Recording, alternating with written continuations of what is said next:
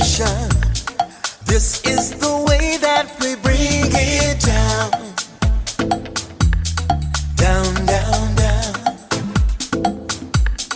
Down, down, down. Down, down, down. Down, down, down. Down, down, down. Igniting the fire within you, exalting the melody of freedom. These are the things that will bring it down. Down, down, down. Down, down, down. Down, down, down. Down, down, down. Down, down, down. So gather the faithful, tell everyone to stand and shout loud, shout loud, shout loud. Let's bring it down. Let's bring it way down. Let's bring it down. Let's bring it down, down. Let's bring it down. Let's bring it way down. Let's bring it down. Let's bring it down, down. Down, down, down. Let me tell you, it's in the air. Joy is in the air. Love is in the air. Can you feel it? What it feel like? Freedom. What it feel like? Don't sleep on it, brother. You might get left, sister. Can you feel it? What it feel like? Freedom. What it feel like? Justice. No need to be counted, cause I am down. Down, down, down. Down, down, down. Down for the end of racism, for the end of bigotry, cause I am down. For the end of misogyny, that's right. For all the isms out there, just down, down, down. Let's bring it down. Rise up, people. No more foolishness, and let's bring it way down. Riding the river of change into the cries of contrition. This is the way that we bring it down. Down, down, down. Down, down, down. Down, down, down. Down, down, down. Down, down, down. We are the children of Eden, dancing and celebrating freedom. We are the ones that must bring it down. Down, down, down. Down, down, down. Down, down, down. Down, down, down. Down, down, down. So gather the faithful, tell everyone to stand and shout loud, shout loud, shout loud. Let's bring it down. Let's bring it way down. Let's bring it down. Let's bring it down, down. Let's bring it down. Let's bring it way down. Let's bring it down. We've got to bring it down. Down. Stand up and shout. Stand up and shout. Rise together. Accountability starts now. The Eric Dawson Radio Show. Yeah. Rise up. Stand up, shout it loud. If you are not prepared to come to that table and to represent that voice, don't come. Because we don't need any more brown faces that don't want to be a brown voice. We don't need black faces that don't want to be a black voice. We don't need Muslims that don't want to be a Muslim voice. We don't need queers that don't want to be a queer voice. And if you're worried about being marginalized and stereotyped, please don't even show up.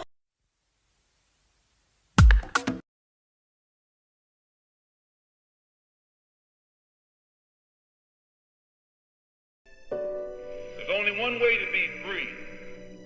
It's not something that someone gives to you. It's something that you take. Nobody can give you independence. Nobody can give you freedom. Nobody can give you equality or justice or anything. If you're a man, you take it. If you can't take it, you don't deserve it. Nobody can give it to you. I'm for anybody who's for freedom. I'm for anybody who's for justice. I'm for anybody who's for equality. I'm not for anybody who tells me to sit around and wait for mine.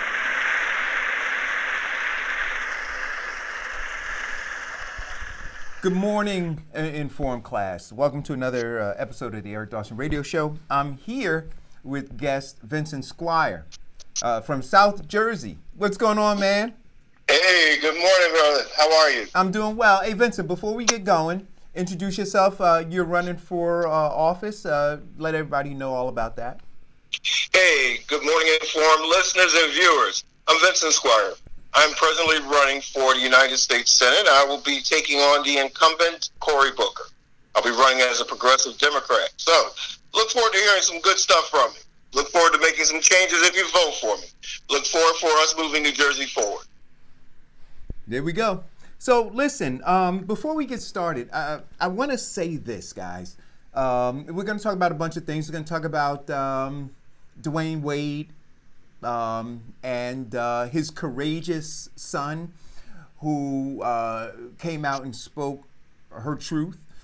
We're going to talk about, of course, the debate tonight, which is, dude, I mean, the energy in the air, it reminds me of Ali Frazier, you know, waiting for that fight.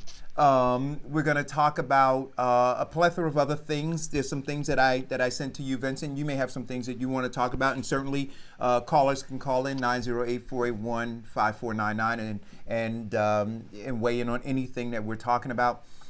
But before we get going, I want to say to you guys again, I specifically chose the intro to the show with the understanding that in order for us to make transformative change, we have to tear the current construct down. Beyond that, Representative Ayanna Pressley, her speech where she said, no more black faces without black voices. If you're afraid of being marginalized or stereotyped, don't even show up. Because what they're going to do when you show up with a black face, with a black voice, is they're going to marginalize and they're going to try to stereotype you. They're going to try to dismiss, discredit, demonize, and destroy you. We've seen it. We've seen it with Martin. We've seen it with Malcolm. We've seen it throughout our history that's what they do.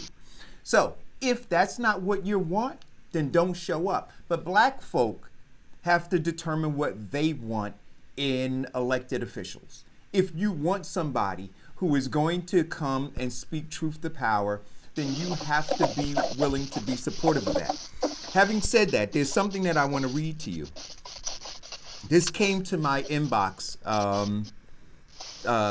this morning. Somebody sent it at 2:24 a.m.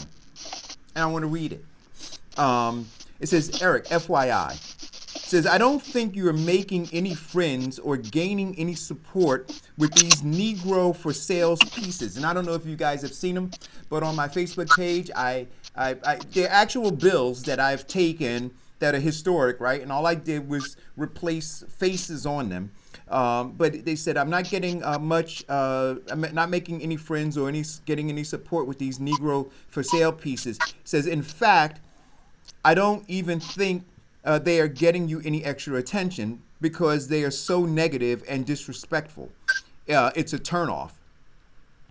It will push people away from you instead of the other way around. I personally don't like it either, but I know that is your way. There's a place for negative campaigning, but this just seems to be your default setting. First, they said the first one or two was okay, but over and over again, when does it stop? Just one man's opinion. Asking a couple other impartial people what they think instead of just going to people who, yes, you might be of help. And beyond all of that, he says, I think these folks would be quite foolish to pass up all of the positive things they can do with the Bloomberg funding just to support or stand behind someone else's political ideology. Beyond that, we tell people your vote matters. Go out and be a part of the process. Don't stay home. And when they do engage in support of a candidate other than the one you want, Eric, you kick their back in. Not okay, and even if you disagree, it's certainly not nice. And I think you as an individual, and most certainly a candidate for office, may be losing more support than you gain. Folks don't generally like negativity, in my opinion. You should be talking about issues and what you can do for people, not how those who support a candidate other than you are selling out. He says, okay, I'm done being on my soapbox. That was something that was sent to me at 2:42 a.m. Here was my response to them. I said, I'm not interested in making those kinds of friends, nor am I particularly interested in any extra attention. I'm focused on telling the truth and exposing those responsible for the declining condition of Black Americans. I went on to say to him, the truth hurts and it's uncomfortable, and it's always easier to take that blue pill, but that changes nothing. We celebrate Malcolm and we celebrate Martin in name only, but every day when we take your position, we murder their legacy. I said, regarding issues, the only issue to discuss is the seizure of economic and political power. Nothing else will produce any transformative change that is required to stave off the inevitable. All of the folks I've added to those posters, and I have more, and you guys will see more over the next coming days, are actively contributing to the genocide of Black people. Bloomberg's charitable contributions have benefited many good causes, but these should be considered acts of contrition from a man whose rhetoric and policies called for atonement, not receipts on Bloomberg to call on when collecting support for his greatest pursuit of political power. So, now, and then his response to me was, geez, right? So what I want to say to you is this.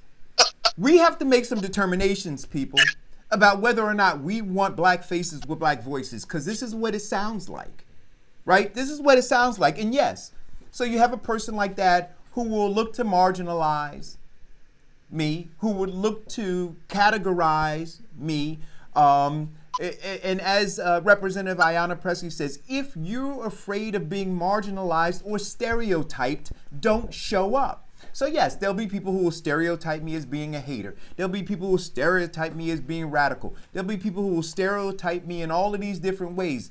But the truth hurts. My very Black presence is offensive to some people.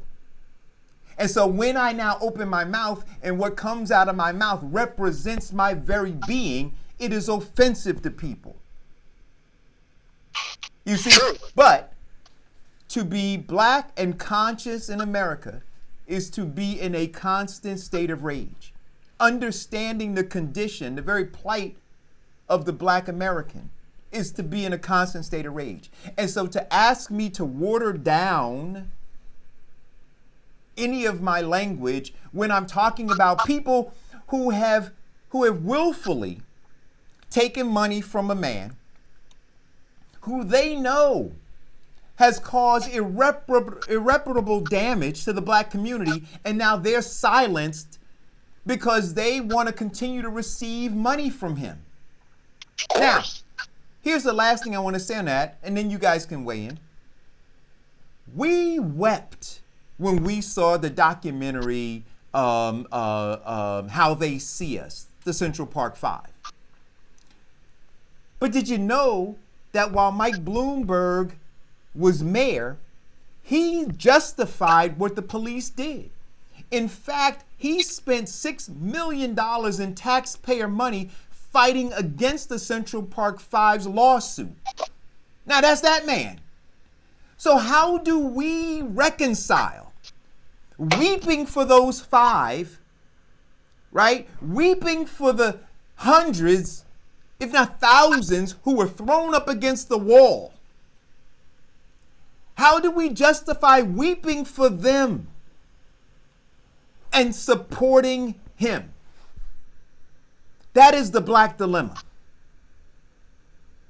And it can't be about stopping Trump. It's got to be about stopping injustices enacted upon the black community. That's what it has to be about. And so somebody said to me in a thread, they said, Eric, well, what is our option? What do you mean? It's the fight. That is the option, to fight. And so why are we fighting? Why are we fighting against Trump? Well, then why aren't we fighting against Bloomberg? They're one and the same.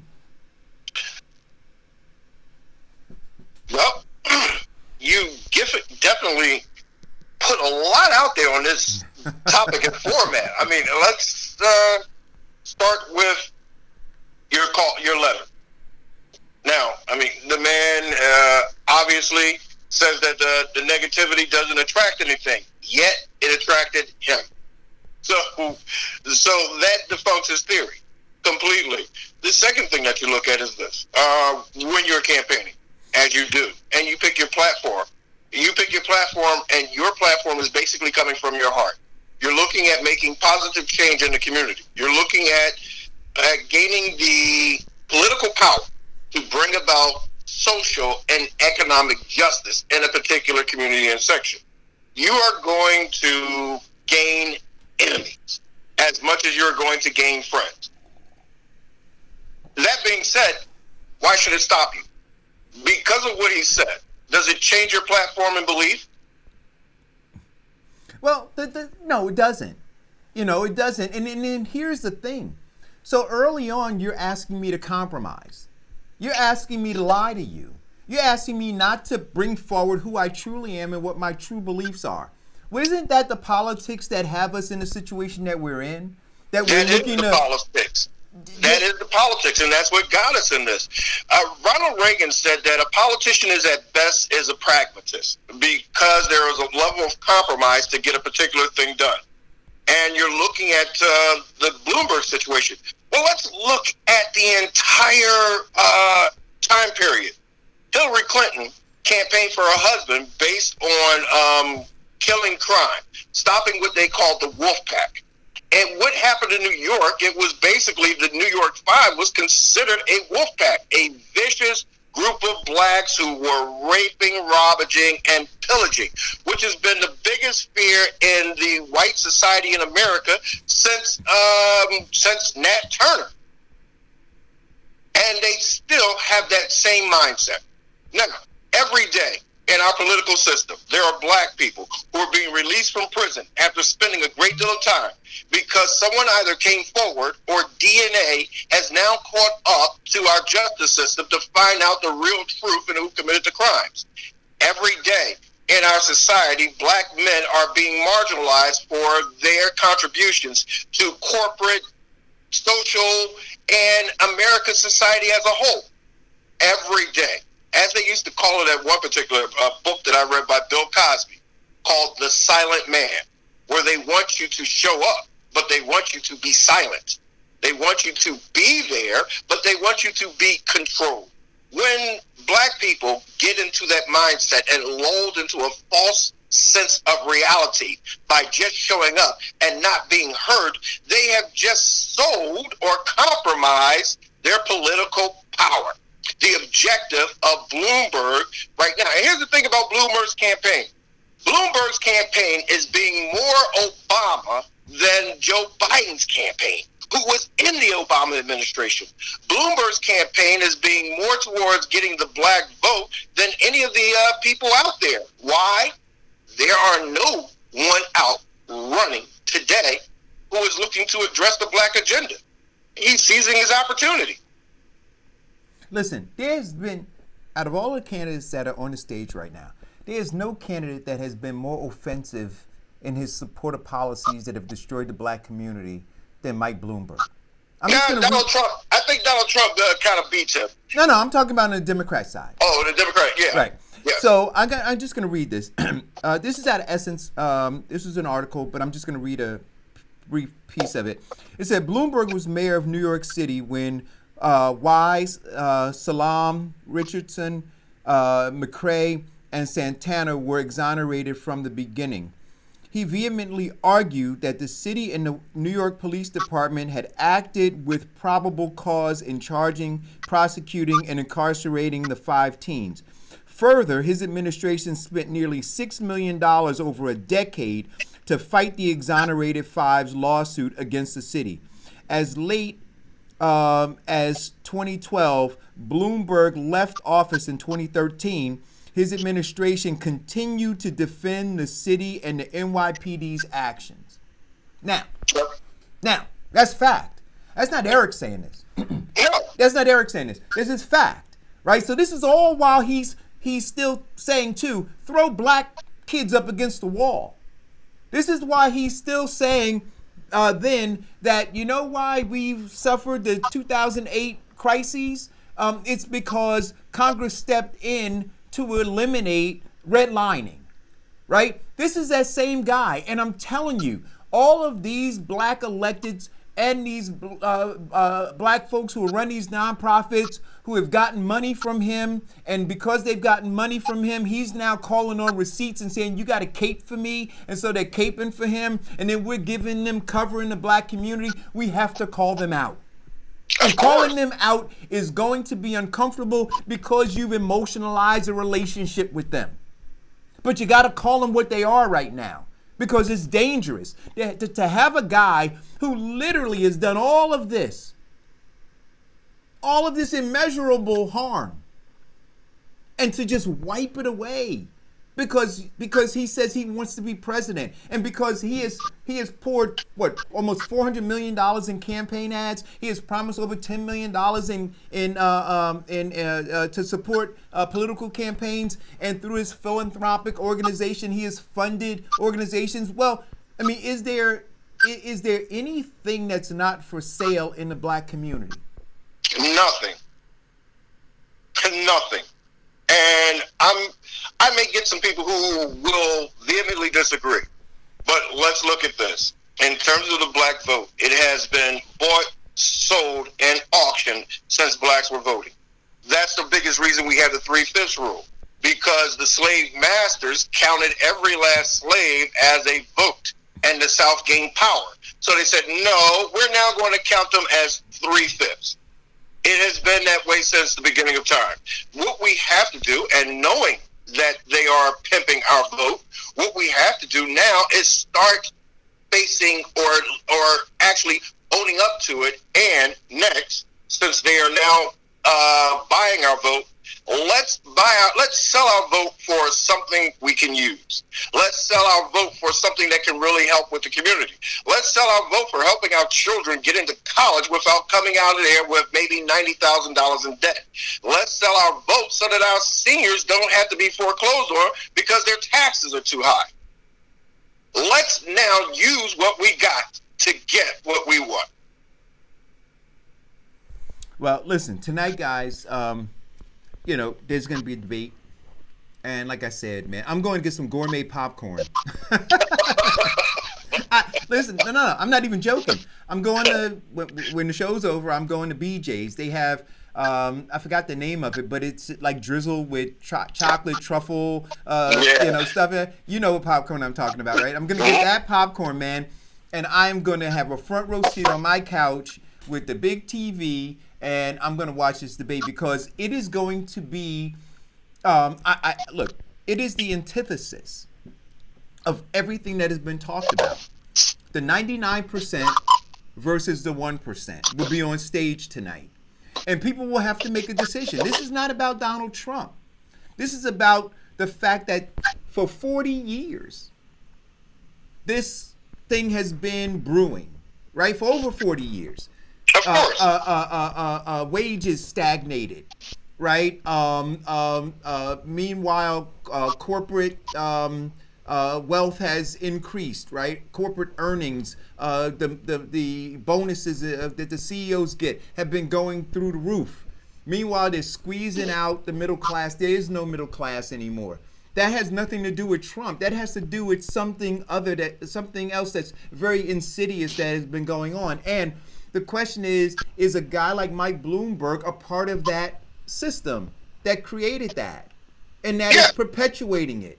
And then how do you then support him in an effort to extricate yourself from your current declining situation? Well, the system right now is in place, and let's take it from the debate. The debate is, I would get some popcorn too, because this debate what kind of has popcorn the you energy. getting, man? It has the energy of a WWF battle royal. I mean, we're looking at everybody piling on Bloomberg because he is the front runner. Just like in the beginning, everybody piled on Joe Biden.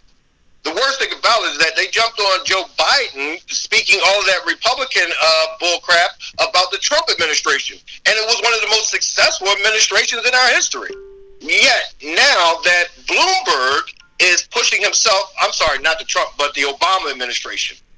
They were all over Biden about him being in the Obama administration and talking about the failures of it, but it was one of the most successful administrations we've had. Now, Bloomberg is the front runner, and his platform is the Obama administration. So now they're all ready to jump on him because he's the front runner. Now, it's not the simple fact that he's buying it, because people who talk about Bloomberg and his money, that's kind of, it's a little petty. Because let's look at it. If I was worth, $40 billion, 10% of my wealth going for a campaign would be a no-brainer. Right. And that's with anybody. But the problem that they have with Bloomberg is that, one, he has the money to push his message. He has the money to come to certain groups and say, listen, here is something to help your cause and your campaign. Now, does it buy their vote? Yes, it does. But is it effective in him winning? Yes, it is. The other thing with Bloomberg is that he is the only one saying and speaking a little truth to power in saying, okay, this administration was working. We voted against this administration, and now we're going into a whole new level of politics and lies and corporate greed. We're now attacking Bernie Sanders for socialism. And it's not socialism that's a big problem. The problem that we had with Russian socialism is it became communism, in which they took over corporations. In America, what we have now is that corporations have taken over America, and corporate greed has run amok. They have so many oligarchs right now that they can get just about anything that they want done. And look at Donald Trump now with his pardons to criminals. Oh, who does dude. far worse to people who are in prison right now who have got longer time but doing far less. But look, and black folks are caping on both sides, aren't they? Because I sat and watched Jerry Rice, and I looked at Jim Brown, who at the White House, who were praising the fact that Eddie DeBartolo got out of jail, early because his sentence was commuted. You look at who was the governor of Illinois, who I forgot his name, Blagojevich, right? Yeah. I believe that's how you pronounce it. And then you count the rest of them that he either commuted their sentence or he just straight out pardoned them. And then what they did, Vincent, is they said, well, okay, he did this over here. He let out all these white guys who were white crime criminals. But look at what he did over here. He let out, this black mother, and he let out these other black people. And I'm saying that those black folks deserve to be, their sentences deserve to be commuted, right? But he used them as cover to do the dirt that he did. And so just as much as I put on the on my slave poster these people like Stacey Abrams, like Congressman Meeks and Al Sharpton, these other people have to be put on there too, because you have to look and say, you know what? I get that he did something for you. He should have done that. But you now, I believe anyway, have the responsibility to have the courage to say, you know what? Even though he did this for me, he's still wrong in doing what he's doing over there. If, however, it's a quid pro quo which says, you know what, I'm going to release you from jail, right? I'm going to commute your sentence. And then after I commute your sentence, I need you to go and cape for me, right? I need you to wear a MAGA hat. I need you to go and do these things. I think that long term you do more damage. And look, I can't talk about somebody serving time in jail, what that's like, and the awesome responsibility of saying I'm going to sit in jail. But this is what I'll say, Vincent. We applauded a guy like Nelson Mandela, right? We hang posters of him on the wall. We say, he stood there for freedom and whatever. And then in the same breath, right? And then we also talk about Martin and how Martin, continuously, went to jail. And then in the same breath, we say, well, but the bar is different over here. I'm saying, well, I want one standard, right? Either you're fighting or you're not. No, it's not the bar is different. It's the color of the person going to jail that's different. See, Nelson Mandela, who basically amassed enough weaponry and soldiers to physically take over power, was sentenced to jail. Malcolm, who used passive aggressiveness to bring about social change, went to jail. Yet a man who donated hundreds of thousands and some even millions to Donald Trump campaign, who gets sentenced to 10 years, it gets reduced.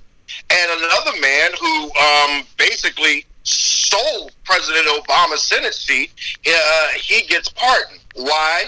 It's more their political connections and the color of their skin than the act or action that got them incarcerated.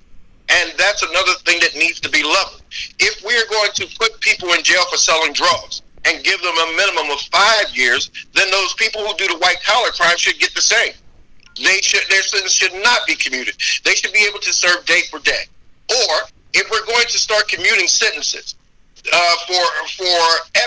for people, then we should do that across the board.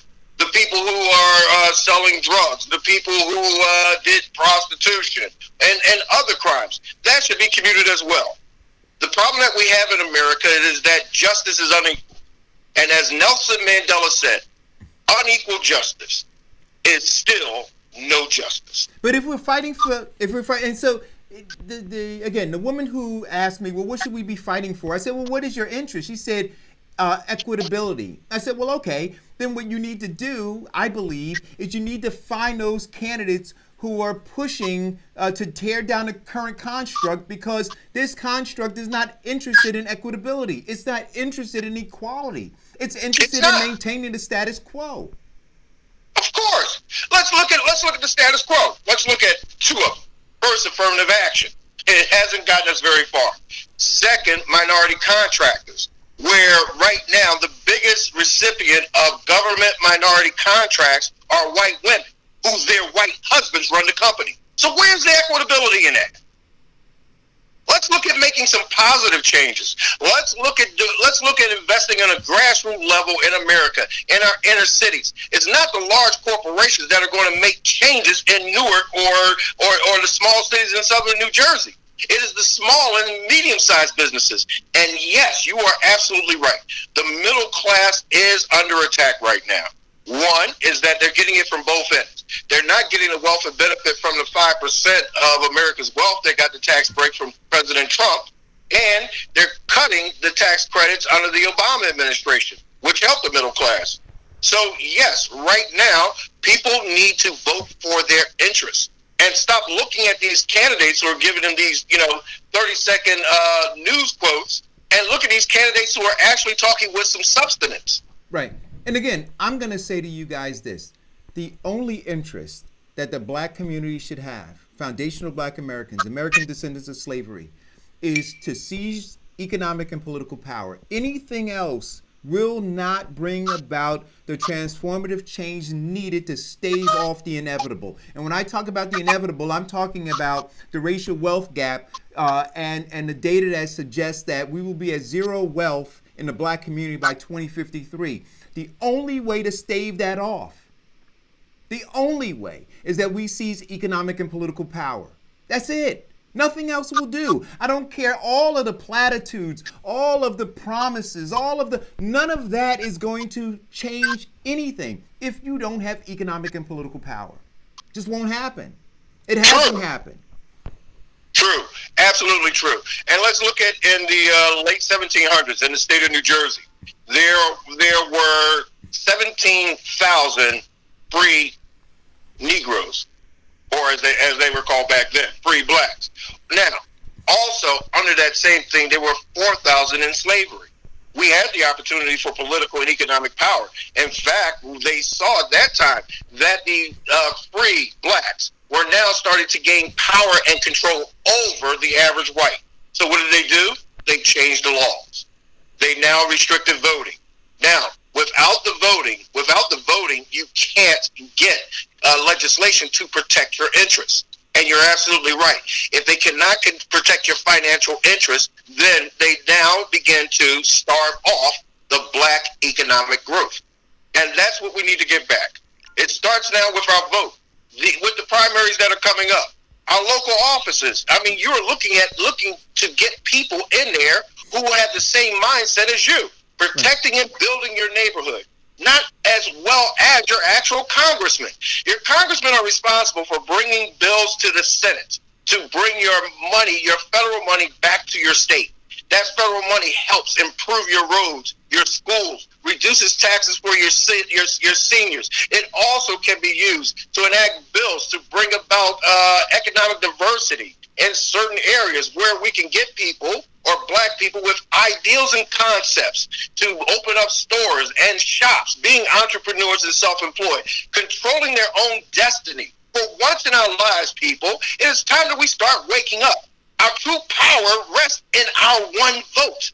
And when people tell you that your vote doesn't matter, then they just marginalize your most important asset, being an American citizen. We have to get in there and start voting for a change instead of being territorial and primordial, as we've been doing for a long time. We've been voting in the same candidates who come to our cookouts, our pancake breakfasts, but yet when they get in office, they do nothing. If you want change, then change your vote. Then work to change your economy.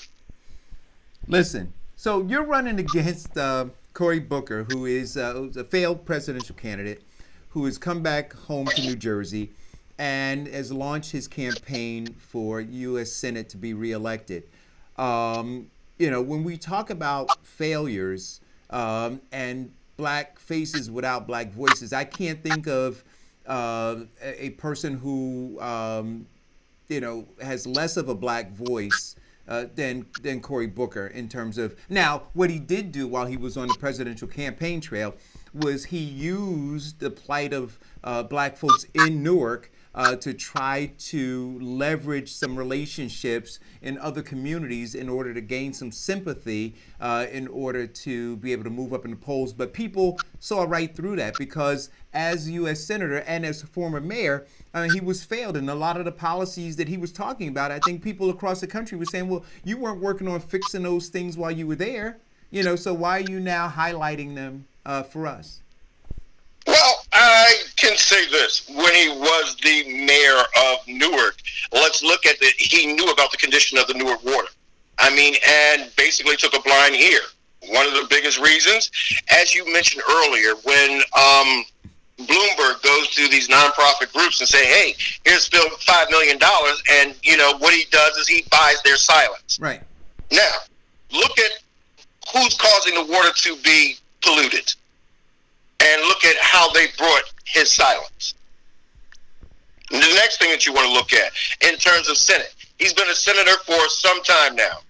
Do you know that New Jersey is number 50 in terms of bringing back federal money? Why?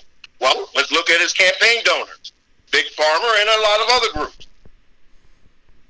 So you look at a person who has now compromised the most important thing that got him elected, the people. When you do that, then you are no longer fit to be in office. When you cannot speak, and let's look at what's been going on with Donald Trump. Have we heard one word from Senator Booker condemning some of those acts and actions? No.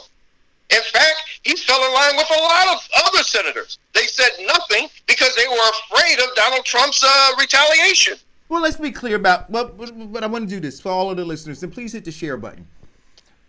Senator Booker was compromised from the very, very beginning, right? Senator Booker palled around with Donald Trump. Senator Booker, best friends with Ivanka Trump. Senator Booker, his campaign headquarters and his office was paid for in Newark by the Kushners. So Senator Booker is and was deeply tied in with that, and even with DeVos, right? He taught, when we're having one set of conversations over here about Betsy DeVos and her views about education, but we realized that Senator Booker was tied to the hip and was receiving money from her organization. See, this is the quagmire that we find ourselves in, and this is why we can't have black faces without black voices, because they're tied in to this money. And so when I now talk about Mike Bloomberg and how he's now so intricately tied in a lot of influential black people with the money that he's spread around, and then folks get offended when I call those people what they are, we got a problem. This is the black dilemma.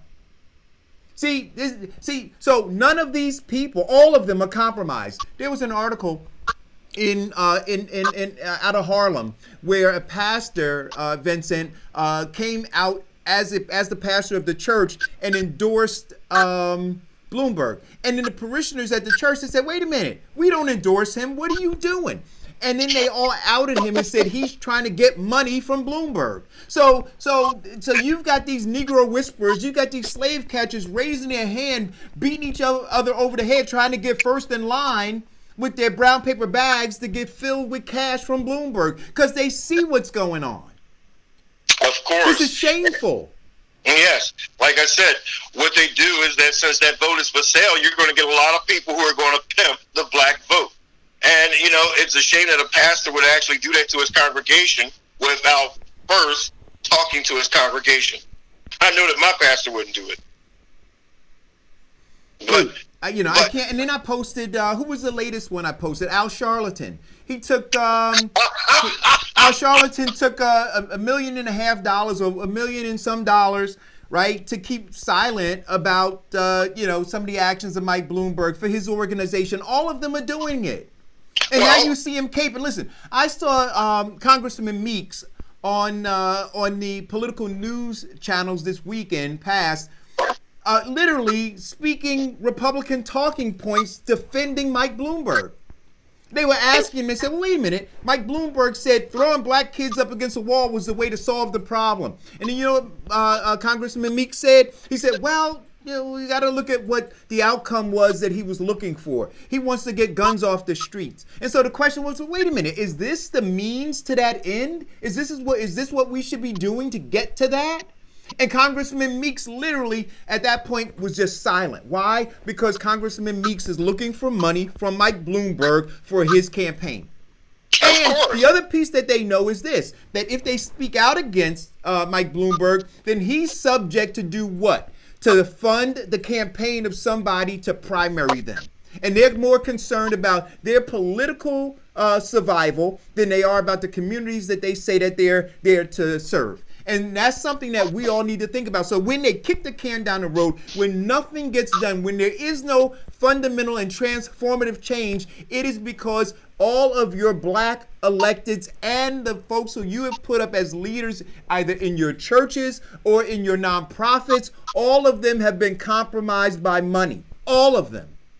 They have. And that is the sad part. And if you look at their decision to be compromised by people that they know are to be false. Because as Maya Angelou said, when someone shows you their true self, believe them. So, if we know that this person is a bad character, then why are we going to take his money? That leads me to believe or test the character of the person who's taking the money. If you are a leader and somebody's looking to help you, you got to take one thing into consideration. For this great act of benevolence, what do you want from us? Yeah, and then here's something else that I see. Because like I said, I keep seeing these elected officials and these appointed officials caping for Mike Bloomberg. And so the latest thing that has come out, ABC News, who is part of, look, all of these news organizations are making money hand over fist right now. What did we just say? Mike Bloomberg has spent $400 million on ads, right? So when you now see an article come out from any of these news organizations, don't you realize that they've all been bought too? $400 million worth. So they're not going to put things out that are negative against him. So article came out, ABC News, that said that Bernie Sanders during the Vietnam War, I'm going to try to pull it up because it is very interesting, right? Said Bernie Sanders during the Vietnam War, trying to find it, it won't allow me to get to it. But it said Bernie Sanders during the Vietnam War that he essentially didn't want to fight in the war, so he that he applied for a conscientious objector status during the Vietnam War, right? And so now you have elected officials and appointed officials and other folks who are caping again, and so they're pushing this out there, saying, "Well, this is what Bernie Sanders did." But these are the same people who will say, "You know what? We support the fact that Muhammad Ali pushed back against the Vietnam War. We support the fact that Martin Luther King, he got ridiculed by the black church and other people. Why? Because he pushed back against the Vietnam War. They told him, they said, don't touch that. Don't talk about the war, Martin. And Martin talking about the war is what drew the ire of a lot of black folks, right? A lot of black folks said, man, don't do that. And Martin said, well, wait a minute, this runs against who I am at my core. Because this issue is not just an issue here. It is an issue with the militarization of this country and how we go and abuse people all over the world. That's what Martin said. So just 4 weeks ago, we celebrated Martin, right? But now we want to sit and we want to demonize this guy who stood up in the same way Martin did. This is the black dilemma. Well, let's look at Donald Trump actually getting shin spurs and a note from his doctor, so he didn't serve in the war. And Bill Clinton drafted Dodge altogether. So that's what I'm saying. But Bill Clinton, all he had to do for black folks is what? Show up on Arsenio Hall with some sunglasses and a goddamn saxophone. and then wait a minute. And then what did we do? We bought into it, right? Wait a minute, Vincent. We bought into that crap. We made him an honorary black man. We started calling him a black man. We, in our community, started saying that he was our first black president. We are sick. We sick.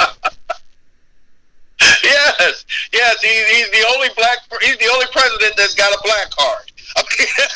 Unbelievable. Meanwhile, his organization has wreaked havoc on black people in Haiti.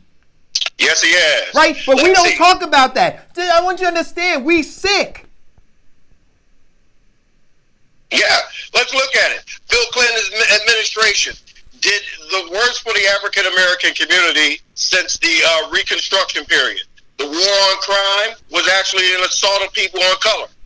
That allowed counties to change things which they considered a misdemeanor to become a third degree felony, which locked black people up for 5 years, ruining everybody's life and keeping young black men without their fathers, giving them the impression that it is right for them to go to jail because my dad went.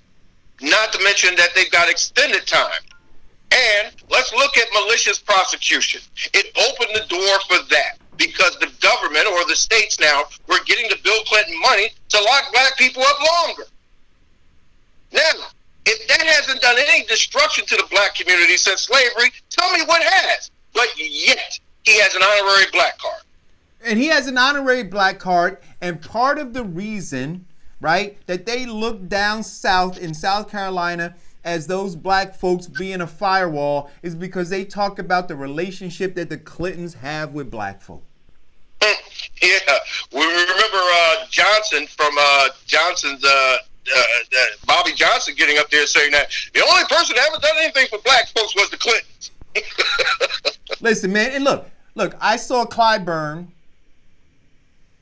on the news too, right? He's got his fish fry down there. Again, just more caping for. It's sickening, guys. It is sickening. All we have to do is look at our conditions. Look at the conditions in our community. Look at the conditions of our people. There are no more excuses. There are. We should not have. What we need to do is Black America has to take a honest look in the mirror. Do we want to continue on in the conditions that we have in our neighborhoods? Do we want to continue having people get government money for the promise of helping us or the poor Black people and not doing anything for them? Do we want to continue electing politicians who come to our fish fry and our pancake breakfasts and do nothing for us? Do we want this to continue? Aren't you sick and tired of it? In fact, some of you should be sick and tired of being just plain sick and tired. It has to stop, because right now we're at the point where everything under the Obama administration, Donald Trump, King Donald right now, is now starting to defund or starve it to death. When are we going to wake up and start voting for a change? But you know what happens, Vincent? What happens to Black folks who start to wake up, who start to unplug themselves from the matrix? They get inboxes like the one I got at 2:24 this morning. Right? Where you have somebody who's trying to pull you back in because what you're saying is uncomfortable.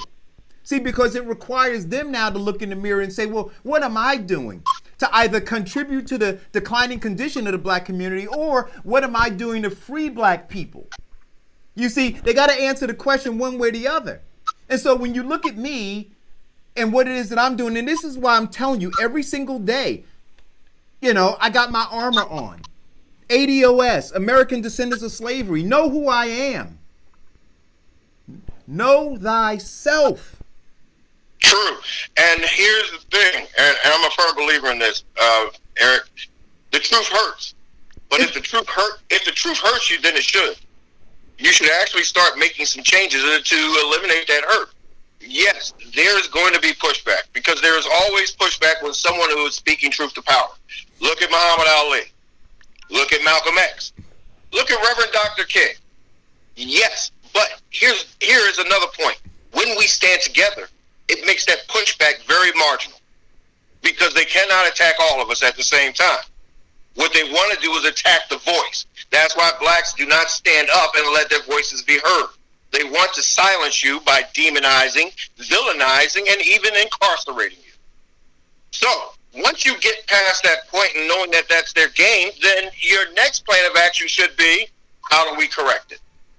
You know how we correct it? The first thing we have to do is admit that we have a problem. We got to admit it.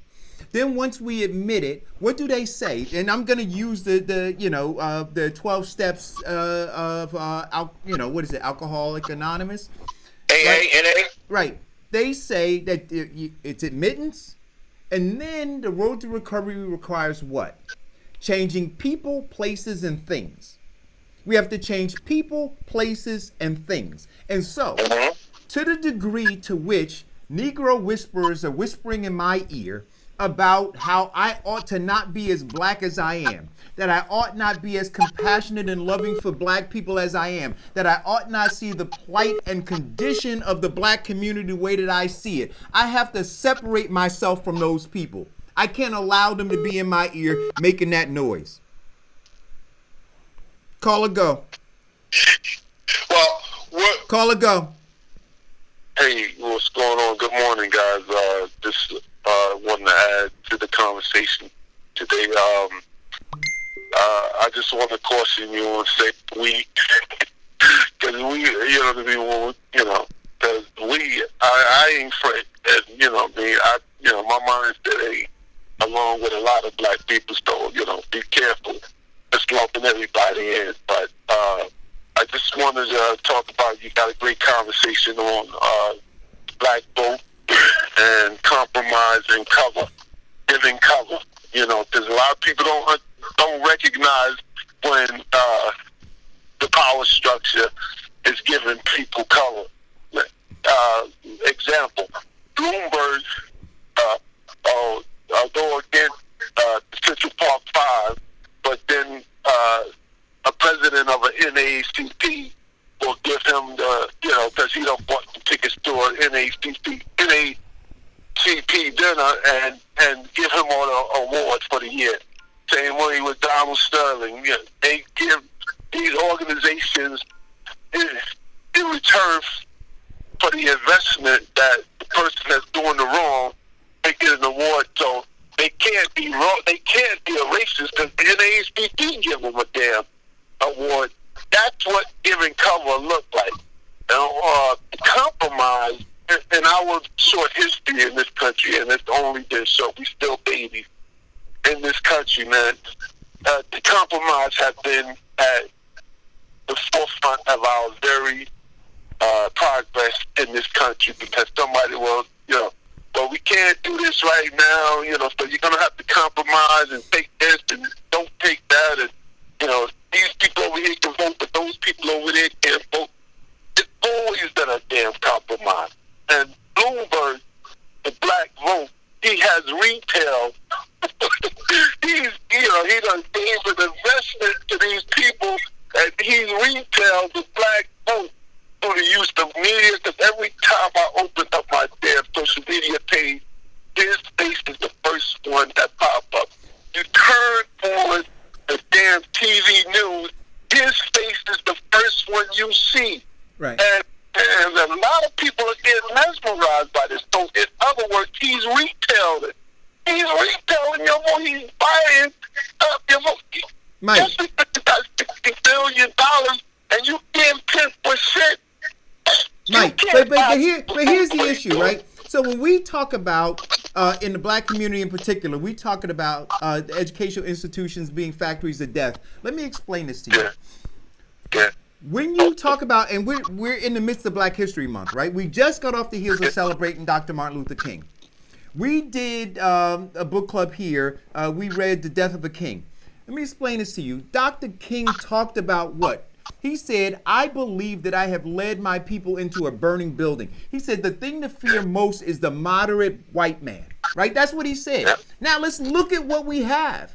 We got Mike Bloomberg, right? And we've got Joe Biden. And we've got Buttigieg. All three of them are being pushed by the establishment. Meanwhile, black electeds, blacks in churches, blacks who are leading nonprofit organizations are caping for white moderates. So how do you reconcile, and this is why I say we murder Dr. King's legacy every goddamn day. Because if we were supporting Dr. King, we would be looking out for the white moderate. So when people say, well, what should we do? Don't take it from me. Take it from the guy who you say you love and you revere and who you follow. Take it from that. He said, be afraid of them. Most people don't realize he was the most, at his time of death, he was the top most hated man in America by a lot of blacks and a lot of whites. But go ahead, now, it turned out he was right.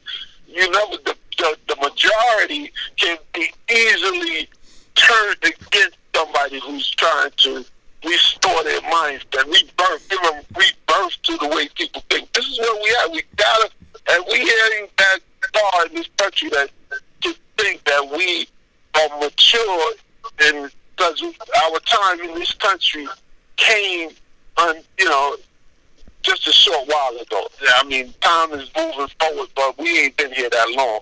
But there has to be a rebirth if we're going to survive. There's going to have to be a rebirth of a mindset if we're going to survive. Good brother, I'm going to tell you this. The rebirth has already started when you start to realize the simple fact of what they're trying to do. Yes, there are more blacks on TV ads with Mike Bloomberg's name on it than we have seen in decades. And yes, Martin Luther King was hated.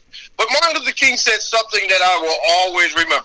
He said that there is a special place in hell for those who see wrong and do nothing. Well, let me give you the direct quote. There's a special place in hell for people who they reserve a position of neutrality. It's the moral thing. Yeah, I mean, and there's a lot of people that are standing back, that's not choosing one side or the other, hoping that they don't have to put themselves out there. There's a special place in hell for those people. Exactly. So what he's saying is that we have to get in the fight. We can't sit here passively and let this stuff happen. We can't sit up here and passively let our children be undereducated. We can't sit here and passively be underemployed or underrepresented when we go before the judge. It is about time that we stand up and get in the fight. And look, I'm going to say, it is black folk responsibility to call black folk out. Right? So it's our responsibility to do that. It's our responsibility to recognize what's going on in the black community and to call them out. And so, like I said, if the posters that I'm putting up are offensive, the question I'm going to ask you, are they truthful? Are they truthful? See, remove yourself from the emotion. When you throw a brick, Eric, and the dog yelp, that's the one you hit. And, you know, that's the one, you know, John, his mentality, you know, struck the moral core in him. He's not that he's so objectively, it's just that, damn, why you pulling me out like that? You ain't even put a hand on him, but you pulling him out. You pulling him out. And if you don't have an answer for it, the way you responded to him, the way you didn't take it personal, you didn't, you know, scream, you didn't block him, you just explained your position, and all he could do was say beat. You know what I mean? So, you know what I mean? Keep doing what you're doing. Keep doing them things. I appreciate the call, brother. Thank you. All right. Hey, keep spreading the word. Just keep spreading the word. We got another call. Just remind people that they have an obligation not only to themselves, but to their children to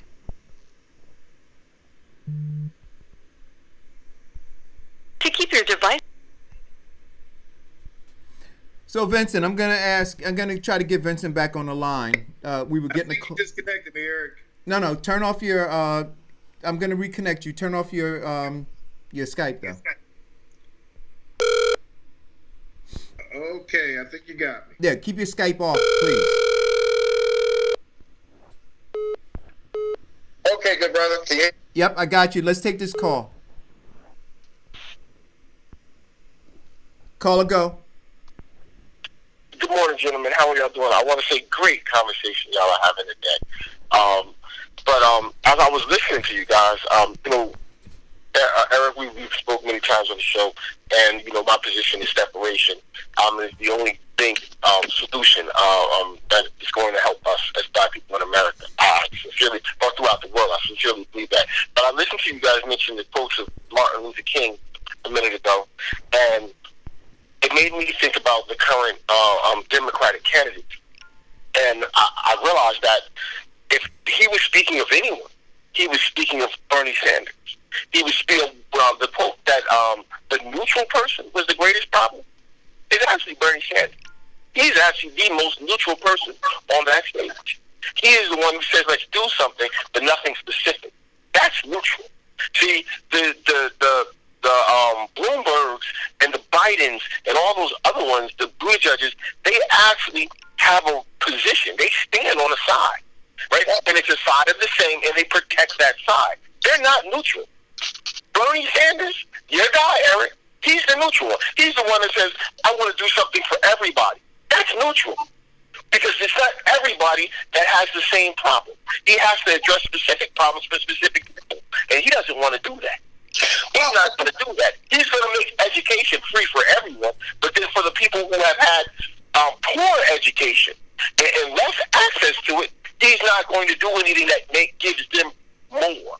Right. So that the balance becomes. Right. Well, I'm going to sit back. Thanks. So, okay, no, let me I'll ask let you a go, question, Vincent. caller. Go ahead, Vincent. Okay. Okay, so what have you read that says that he is not going to support people who are undereducated? Where have I read it? I've listened to him say it. I didn't even have to read it. I've listened to him say he does not believe in reparations. He does not believe in specific things to balance it. That he wants to do it for all. Well, that he wants free education for all, which is fine. But if you want to give free education to everyone, and then say there was a guy that was held back from education, how are you balancing the education? Because everybody, that's like rising tides lift all boats. But if one boat is ahead, one boat is always going to be ahead.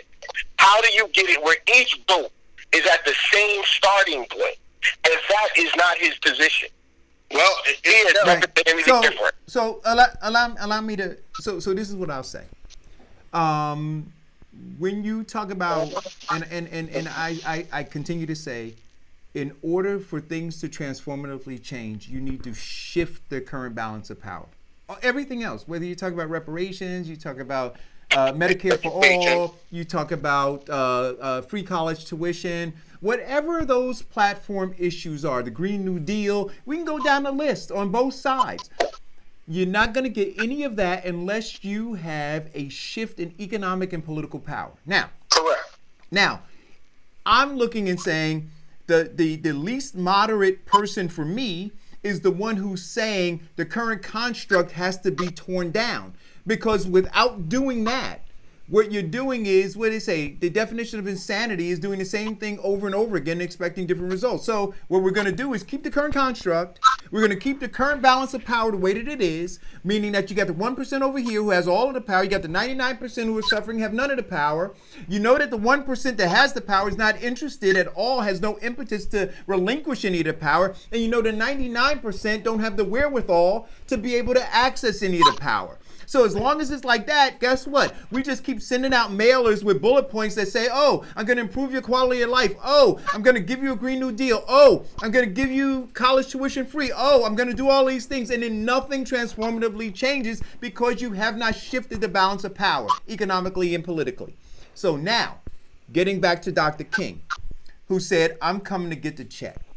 He said, I am pushing a poor people's campaign.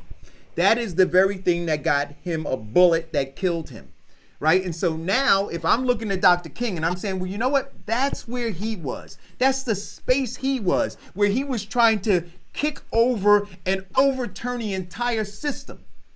See, that's not moderation. That's not moderation. That's a complete revolt from what currently exists in order to bring about something new and different. Now, within there, I believe you have to have these individual groups who are fighting for the specific thing that they want.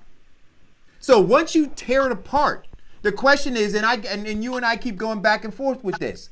I'm saying the black community has to stop electing black faces without black voices. I can't leave it to a white guy to do that for me. I gotta say, let's go into all these black communities. Who's holding these folks accountable? See, black folks have to hold them accountable. Until we do that, you can't expect somebody else to do it for you.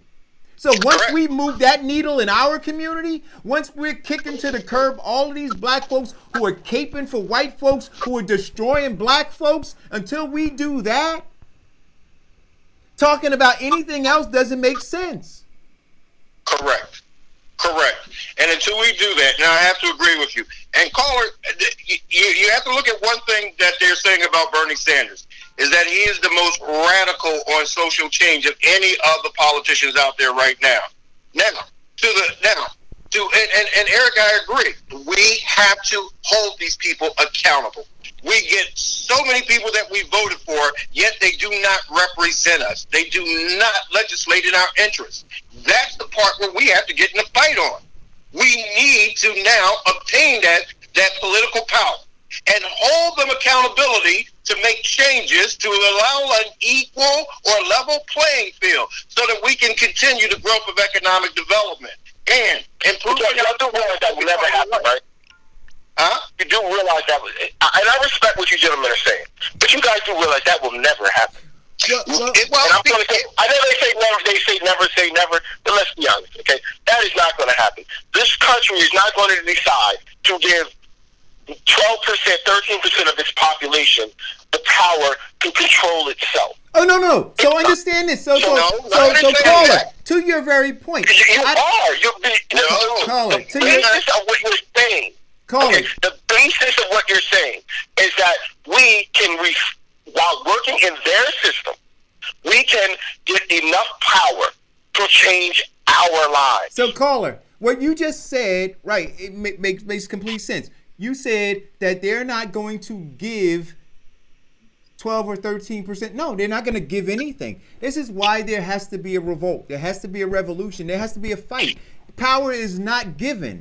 It is taken, right? So, no, I don't ever expect the country. Look, let's go back to the very beginning, which is why I wear my armor, right? Foundational Black Americans, right, go all the way back, 1619, brought here enslaved, right, in Virginia, not to share in the wealth and power of this country, but to be the commodity to the wealth and power of the corporation white supremacy. We always have to start from that premise. So I understand how they view me, right? So I'm not expecting them to give me anything. I'm expecting to fight for everything that I want.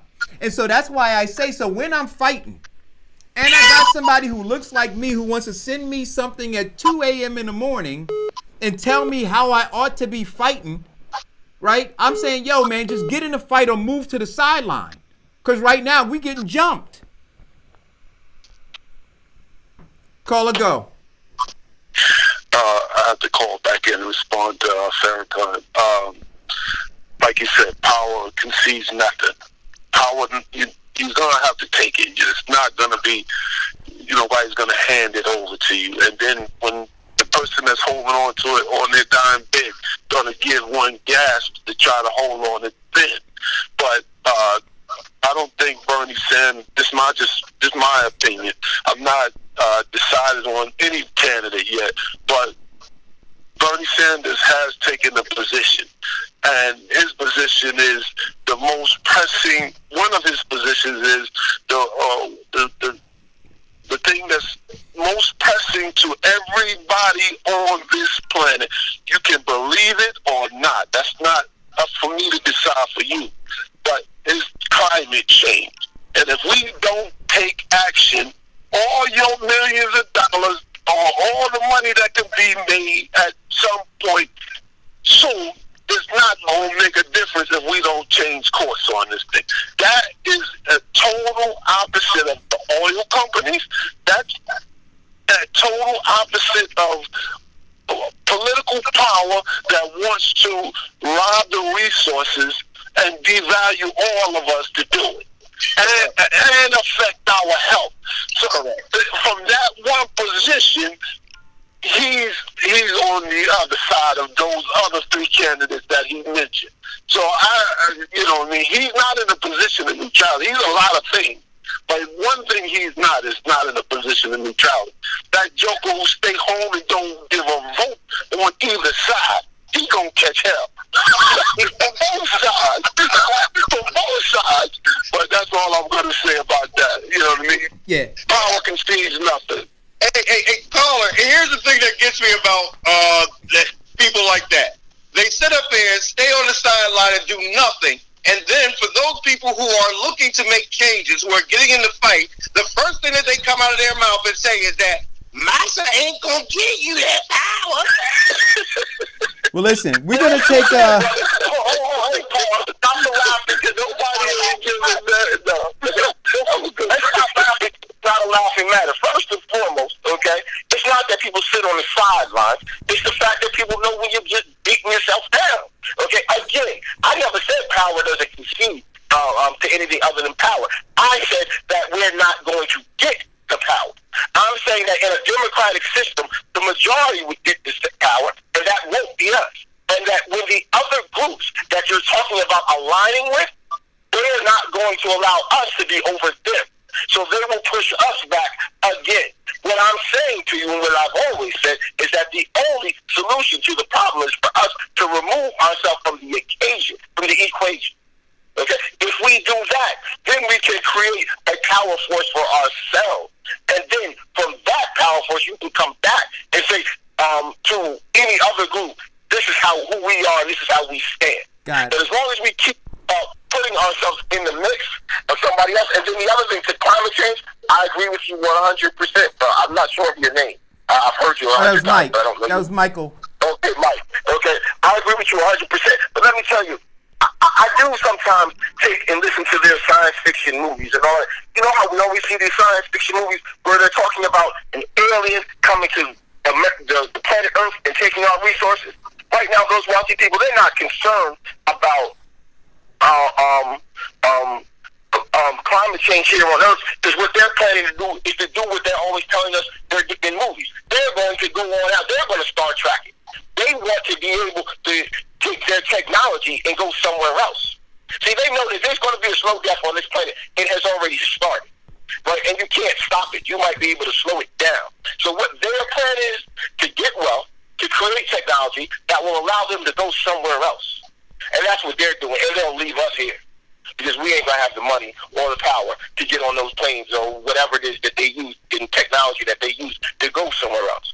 They understand that this is going to be a dying planet. They also understand that it won't happen in their lifetime. Right? But for the fact that we have to understand this. If we know that this is a dying planet, and if we know that there are that 5% who have the wealth and power right now to get on a spaceship to go to another planet and start rape robbing and pillaging all over there, then that's fine. If we know that that's what's going to happen, the biggest thing that we can do to initiate change for the other 95% who don't have a golden ticket is this. One, let's get some people in the office who is going to stop that which is killing our planet. Two, now, you're absolutely right. Power comes, and people do not concede to power. They yield to a more powerful force. And that's the reason we are running.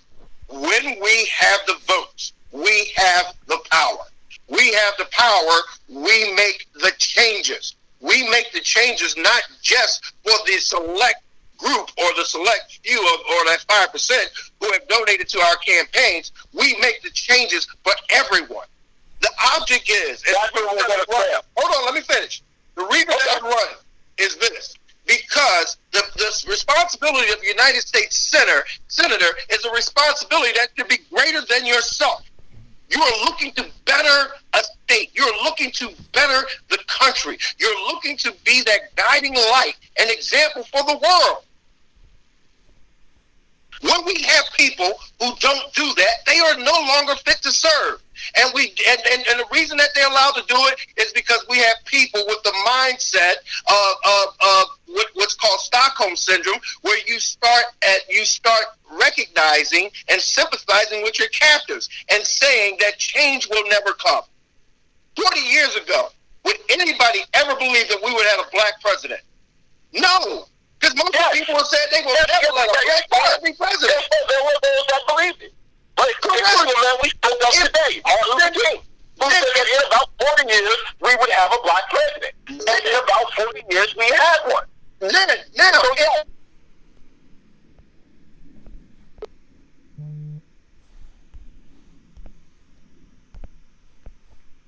I'm gonna, Vincent, I'm gonna call you back. Hello, caller, go. Hey, just wanted to correct one thing. Don't turn on your, just call back. The planet is not dying. No, you're on Skype already. Okay, now, if we live to see that generation, wait, caller, hold on 1 second. Vincent, call back on the number. Turn your Skype off, please. Give me 1 second, caller. All right. Go ahead, make your point. The planet, I don't think, is dying.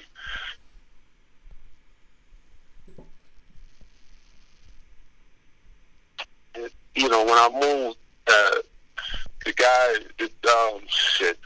I bought a house and there was flooding going on.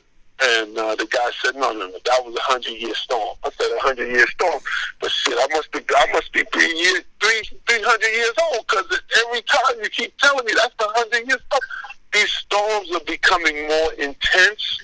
These storms and weather conditions are becoming more extreme.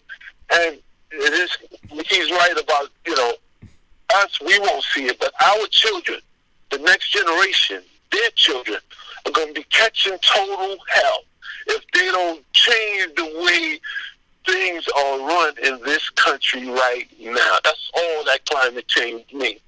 Come up with a way to live in these extreme conditions so that the problem can be reset. I mean, whatever it is. because whatever is causing this thing to become more and more extreme has to be reversed. And it's not going to be a mindset that's concerned about a bottom line. Correct. That it's a whole nother, you know what I mean? The planet ain't going nowhere. Yeah. It can become uninhabitable for us, but I don't think the planet is going nowhere. Correct. All right, I just wanted to put that out there. Correct.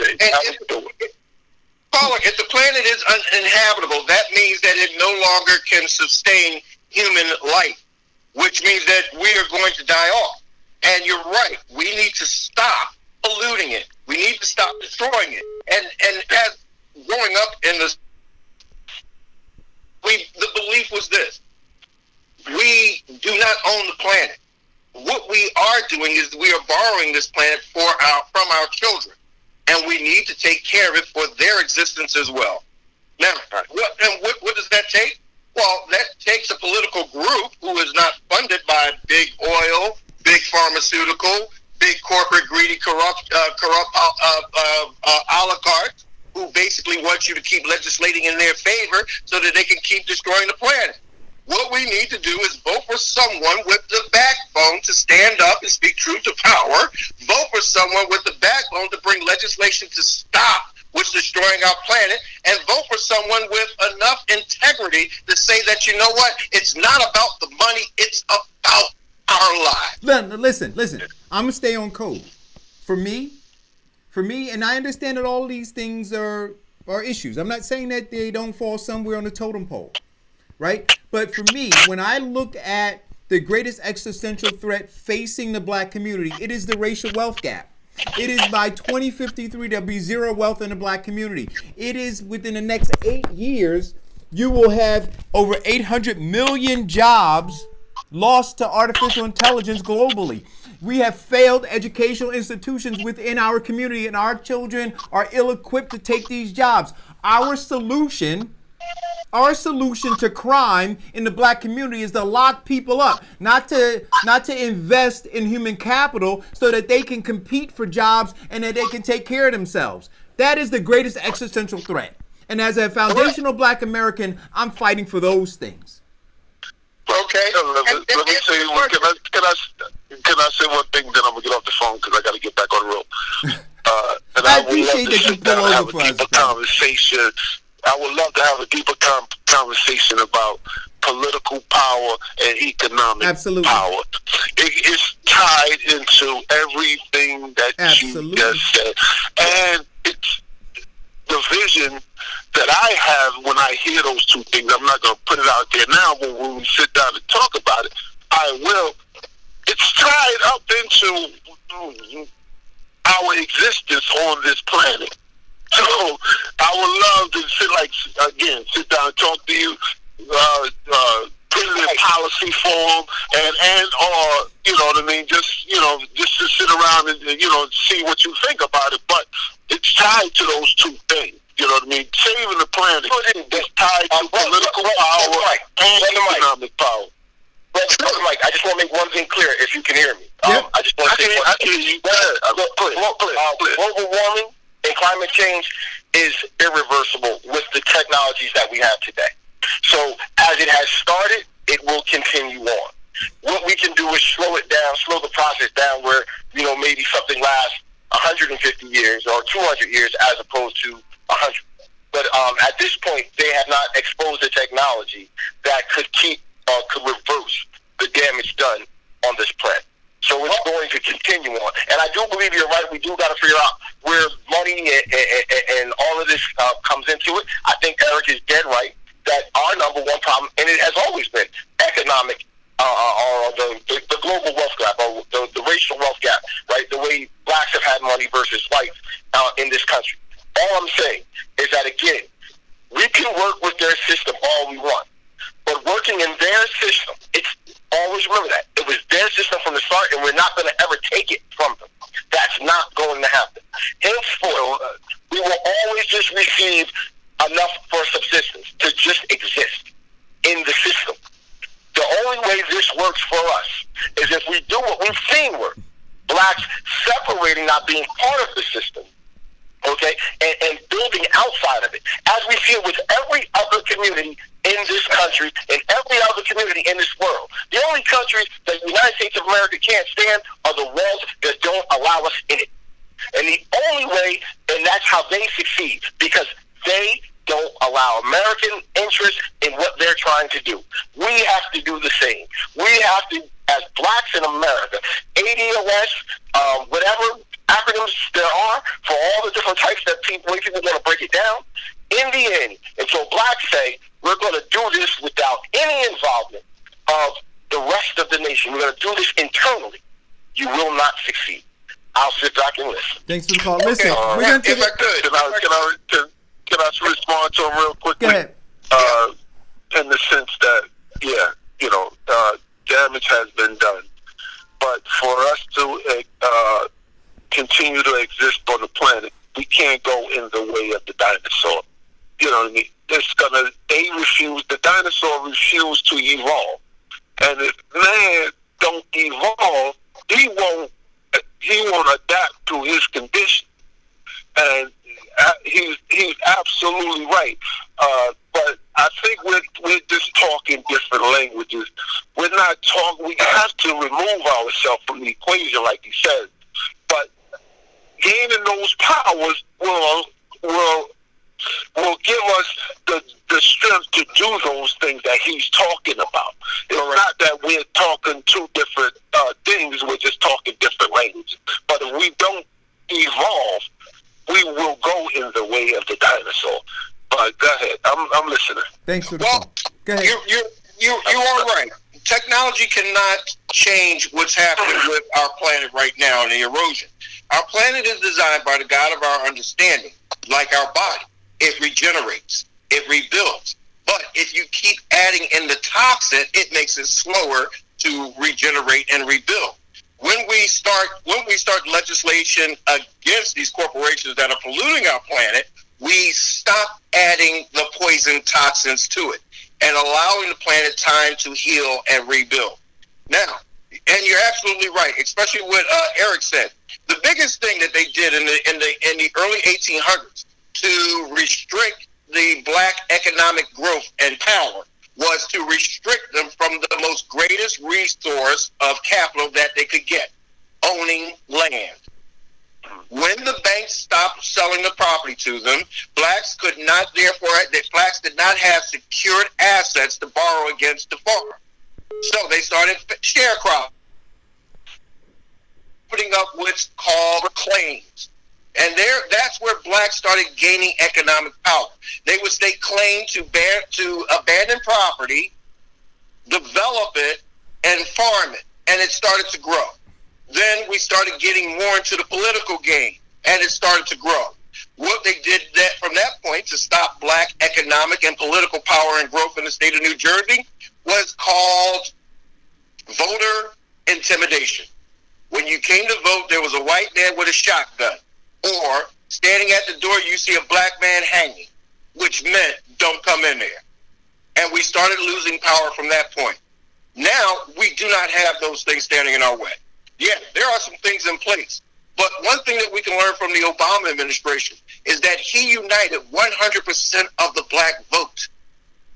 If we can tap that resource, we can start making changes. We can start now making it easier for blacks to own property, own their own land, having some financial stability to borrow against, secured assets, to start building corporations, their own businesses and companies.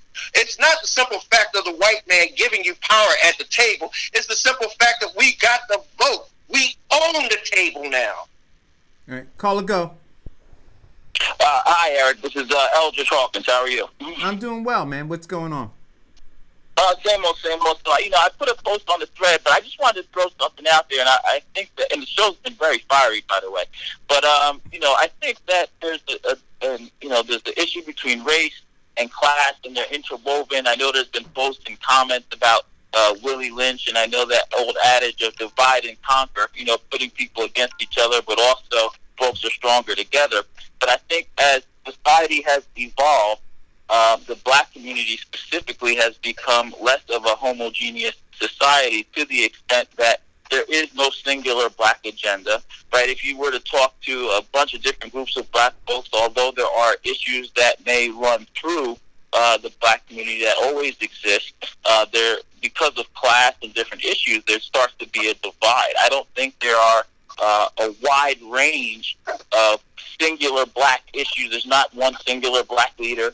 There's not one bullet list that every black person is going to agree on, that they're going to rally behind. I think even the issues that are confronting the nation, while there are some that are racially charged, there are most certainly some that are very much class-based. Mm-hmm. I think if you talk to you like Bernie Sanders, clearly one of his policies about free college tuition, whether you agree that's a good idea or a bad idea, it certainly has a racial impact, yes, but that's affecting black people, white people, people of all ethnicities, right? And that's more of a class-based issue, at least in my view, that he's rejuvenating that college base, those folks that are actually sensitive to those immediate issues. I see that as a class issue. So I guess I'm not taking a hard position on anything right now, but just throwing it out for conversation, amidst everything you guys are discussing, sure. Where does the class fit into this narrative as opposed to just racial lines, and how do you reconcile that against there not being a singular black voice or singular black agenda, if you even agree with that? Right. No, so I do. And if you read the Willie Lynch letter, one of the things that is talked about in the Willie Lynch letters is to take the slave and the making of a slave and to create this classism, right?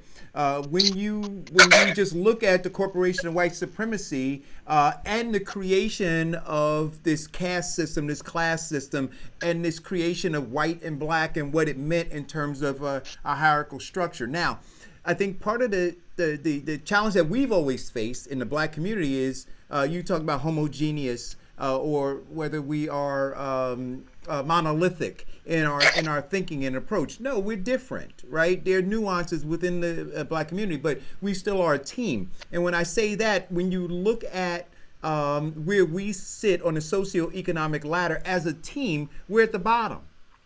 We're at the bottom, and all of the policies that this country has instituted from the day that free Africans were brought here and enslaved have been intended to keep us at the bottom.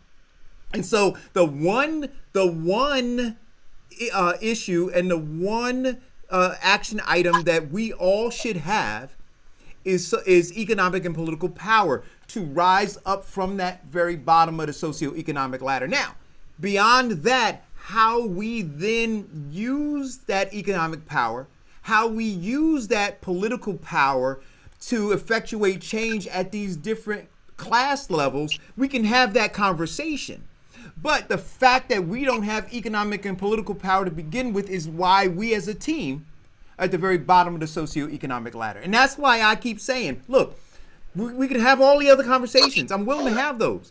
But if we get distracted about those things and not focus on why we as a team are in the condition that we're in, which is the lack of economic and political power, then we've already lost. And so what they continue to do is they say, oh, you know what, we're gonna solve for this symptom, right? As opposed to the disease, right? Or the real issue, which is economic and political power. So you know what? We're going to give you turkeys because you're hungry. No, we're hungry because we don't have political economic power. We can get our own turkeys. We can get our own land, as Vincent is saying, and we can farm, and we can have all of our own stuff. But what they want to do is they want to service the symptom, right? And I'm saying we have to stop shorting ourselves. We have to stop playing the short game. We have to look at the long game, and sometimes it requires sacrifice, and we're not prepared to make it. And so when I respond to people like Stacey Abrams and the rest of them, who I believe are playing the short game, by taking this money and then compromising themselves by saying, you know what, well, if I'm the president of the Urban League, or I'm the president of the NAACP, or I'm the president of this other organization, and I got some money, well, maybe I helped 15 people, or maybe I helped 100 people. I'm saying, but look at the hundreds of thousands who are suffering. And so maybe sacrificing that money so that you have a voice that can help to gain economic and political power is where we need to be. You're a chess player, right? So sometimes you sacrifice that pawn for the bigger gain. You sacrifice that rook and that knight for the bigger gain, which is mate. It's not to keep the rook on the board. It's not to keep the knight on the board. The game is played to get mate. And we're playing to keep pieces. We're playing to keep political pawns on the board that have no power. Correct. Right. Well, I think these are all complicated issues that don't have simple answers.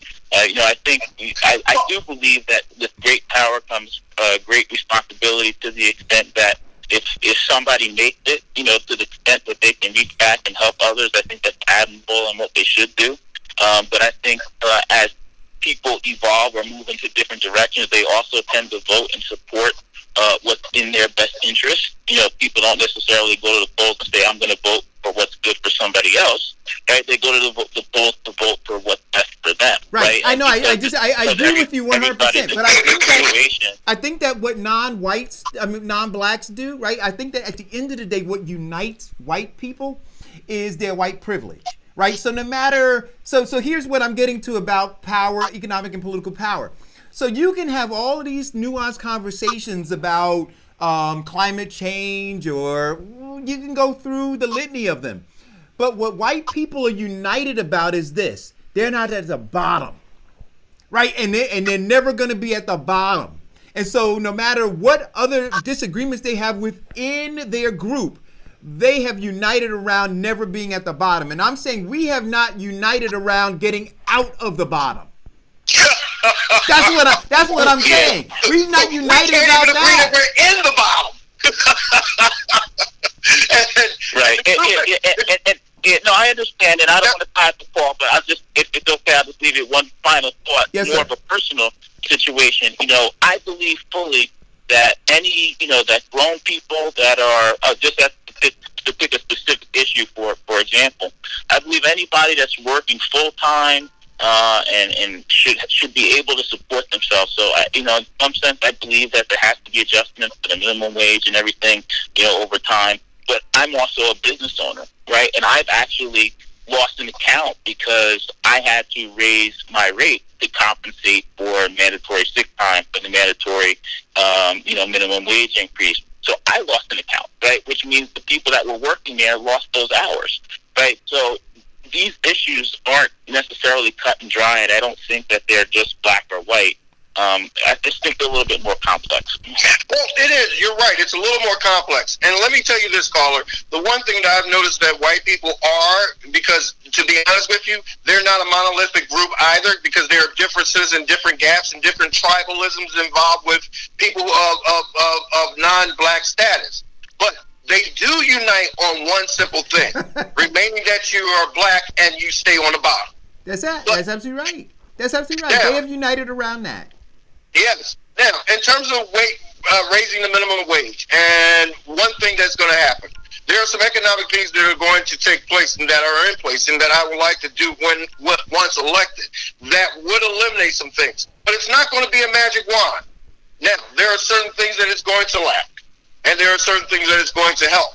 Raising the minimum wage does do one thing. It gets a lot of employees out of the working poor, which is a step above just plain poor.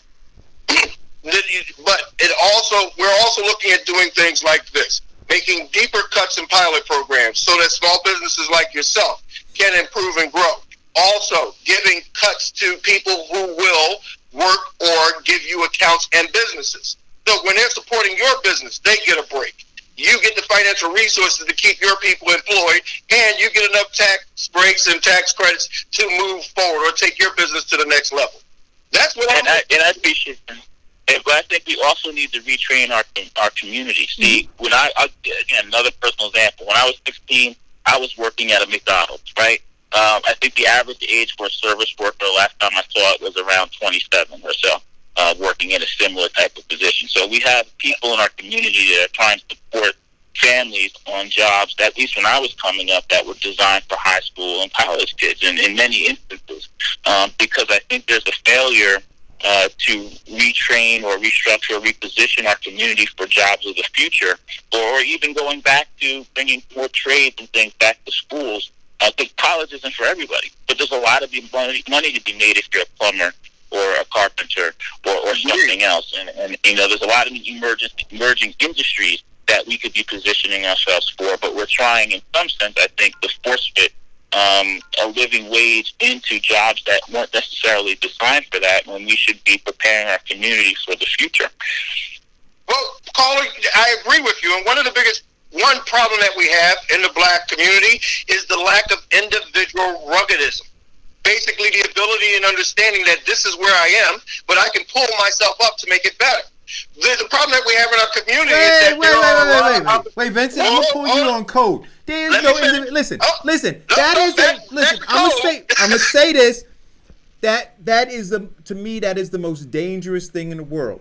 To talk about this individualism, this rugged individualism, this idea that you can pull yourself up by your bootstrap. Again, I'm going to harken back to the words of Dr. Martin Luther King. He said that it is, what was the word he used? It is a cruel thing to tell a bootless man to pull himself up by his bootstraps. I'm going to say it again. He said it is a cruel thing because that's what rugged individualism means. It means that, you know what? If you just pull yourself up by your bootstraps, your life could get better. We don't have any boots. No. Well, in that definition, it is cruel. But then there's another definition of individual ruggedism. Is the simple fact of saying that, you know what? I do not like the situation that I'm in, and I need to take steps to improve it. But the only way you're going to improve it, Vincent, again, is by gaining economic and political power. You have to change policies. You understand that? Look. At the end of the day, the condition that we're in, understand the condition. The condition that we're in is that you have 1/10 the wealth in black households that you have in white households. That is our condition. Now, the only way you change that condition. But here's one thing about that, okay?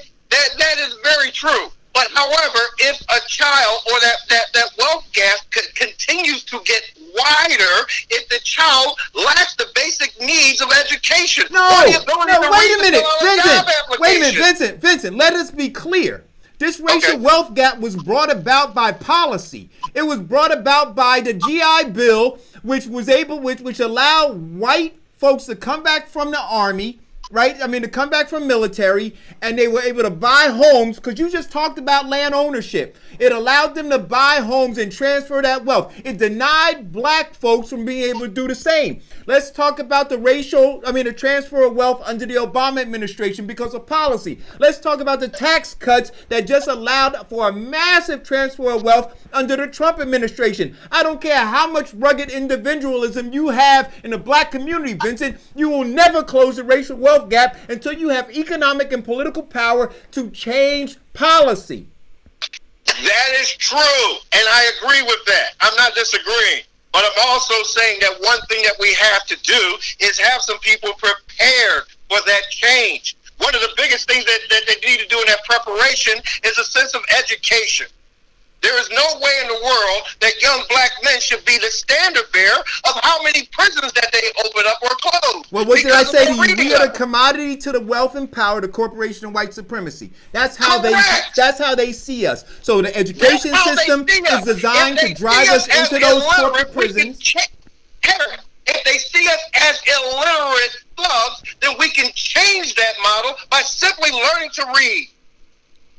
But Vincent, listen, we have to change that model by electing black faces with black voices that understand that these educational institutions within the black community are factories of death, right? But as long as we have folks who are sitting on the board of educations in these institutions, as long as we have mayors and councilmen, freeholders, senators, assembly people who cape for this ineptitude on these board of educations, we will continue to drive our children in there. So it's not just a matter of saying that we have to teach them how to read. We have to understand the system that is actively working to miseducate us. I agree, 100%. It's not the simple fact of that, but we need to start voting for people on the board who are looking at increasing the level of our children and sitting up there being mediocre about it. Or just sitting up there on a position and bragging about being on a position. It is the same level of ineptness in the Board of Education as it is in our political climate today, in the Senate, in the House, and in the presidency. That's why we are running, to get change. We need some people who are not going to be status quo, just sitting there holding a title. We need people who are willing to work. So that's where we get that change. So, caller, Eldridge, I want to ask you a question. So when we look at all of these things, if you, and I don't know if you agree with what we've talked about in terms of the current condition in the black community, how do you propose we extricate ourselves? Because, and so for you guys who don't know, this is Eldridge Hawkins, former mayor or mayor emeritus from the, what is it, the city township of Orange? Is that how it's? The city of Orange Township, I know. The city of Orange Township. So former mayor from the city of Orange Township. How do you believe, because you were a mayor in an urban city, you see these issues, you see what's going on the national side. What do we do? Well, I think there are elements of what you guys are speaking about is what we have to do. But I think you have to step back first and recognize, again, I'm going to beat the same drum, that we're not a homogenous society, right? City of Orange, as small as it was not a homogenous community, right? We had one side of town that was concerned about prostitution and drugs on the street, right, with people that were largely tenants. And we had another side of town, for example, that had 1 and 2 acre houses with pools and was concerned about their pockets, right? Even in the city, it wasn't everybody having the same wants and needs, right? And I think that that's a microcosm of what we're looking at nationally, regardless of race, is that people are positioned differently and have different needs, right? So it was illustrated just in my previous conversation with you a couple minutes ago, that there is an internal conflict with this, right? You recognize that people need to earn a living wage, right? But at the same time, I had to lose the contract because I couldn't afford to keep it without raising rates, and the client couldn't afford to pay it. So we had to lose the contract, right? That's just the nature of the beast. What's right often depends on where you're standing. And I don't think that it's necessarily wrong, regardless of your race, for you to vote for what's right for you. Everybody's not going to be self-sacrificed to say, I'm going to vote contrary to my own interest. That said, I think part of the solution is to the extent possible, be color blind, because there are some issues that, although you can't really divide the race from the underlying issue, I think regardless of the color of your skin, education is key.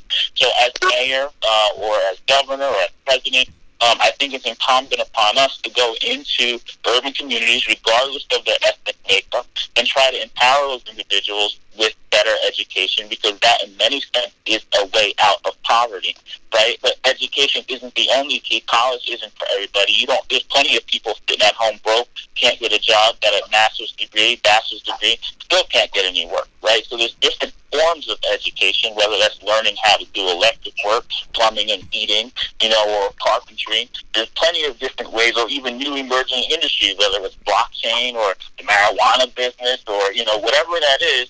I think we have to start retraining folks. And I think, again, education is key, economic empowerment, trying to start businesses, circulate money. If you do want to kind of work together in a community, there's a lot of leakage, right? Which is actually what the formal word for it is when money leaks outside of the community. Now, whether that's racial or geographic, there's certain communities, whether it's racial again or geographic, that are working better, turnover ratio, having those dollars circulated within their community as opposed to leaving the community. From a city standpoint, we were trying to bring more businesses, more anchor stores back into the town so that money could circulate in the town instead of going to other cities, for example. But I think, yes, leadership is key. It is policy. But I think it's about education and jobs and economics, right? And I think that also has an impact on crime. Some of the things that we try to do, yes, you have to arrest people when they offend, right? But that's not the only way to stop crime, right? There was a guy I met, and I'll close with this story because I don't want to take up all the time. There was a gentleman I saw in Orange who were going to be making millions of dollars in town. If you want tax base, if you want lower taxes or tax abatement for these developments and cooperation from the township. Well, what we want from you is a little bit of inspiration. We want you to start hiring people from the town to work on your site. I don't expect you to take your full workforce and throw them out and hire everybody from Orange, but you can find a handful of folks to do something, right? Whether it's push a broom, shovel, or train them to do something better, right? And that same young man ended up with the job, right? And he didn't have to be on the corner, right? So I think there's things that we can do as elected officials, locally and nationally, to use our influence. Like I said earlier, with power comes responsibility, right? And here's the question that I have for you. So one of the things that I say on the show, as I look at things, having been a political insider, is that the black community, and we go back and forth with some of the informed listeners here, whether or not we're surviving or existing, but I say that we're in hospice care, that what's happening is, and as you guys know, when you're in hospice, the doctors are not trying to cure you. What they're doing is they're treating the symptoms of the disease that is killing you and making you comfortable while you die. And so when I'm listening to the things that you're talking about, I'm saying there is no cure in any of that. It is just treating the symptoms, right? So we got these various symptoms, and so yes, not a homogenous community in Orange or anywhere else. And so here are the different symptoms, but the underlying cause of all of those symptoms is the same thing. We're anchored at the very bottom of the socioeconomic ladder. And until we are actively fighting to seize economic and political power, we're never treating the underlying cause. So we're never, because when you now look at, no matter what an urban politician says, when you look at those key performance indicators, joblessness, poverty rate, median income, none of those things are changing. They're still the same. So the can gets kicked down the road, a few people get some stuff, but all in all, the condition has not improved. Over 40, 50 years. I don't think hospice is a fair comparison, because I think when you're talking about a medical condition, oftentimes you're looking to that medical expert to cure you because you lack the capacity to cure your own cancer, right? In many instances, right? You have to go out and seek a medical professional help. So I don't think that hospice is a fair comparison because although in government and in life we require assistance from others and to help create opportunities, or certainly those in power can kind of step on our throat to keep those opportunities from being out of our reach. There are many individuals who struggle and find a way to be successful. Like I'm blessed that I have the advantage. I have a good family that was successful and made certain things easier for me. But my father is old enough that he knows what it feels like to go to a white only water fountain and be told he couldn't drink there. Right, sure. But he came up through the civil rights game and he fought, right, and he himself became successful, right, not because somebody just let it happen. He stood on the shoulders of those that came before him, and there were people that helped. It wasn't handed that he fought, right? So it's not like, I don't think the hospice is a fair comparison because when you're sick and you're helpless and you need somebody to do it for you because you lack the capacity.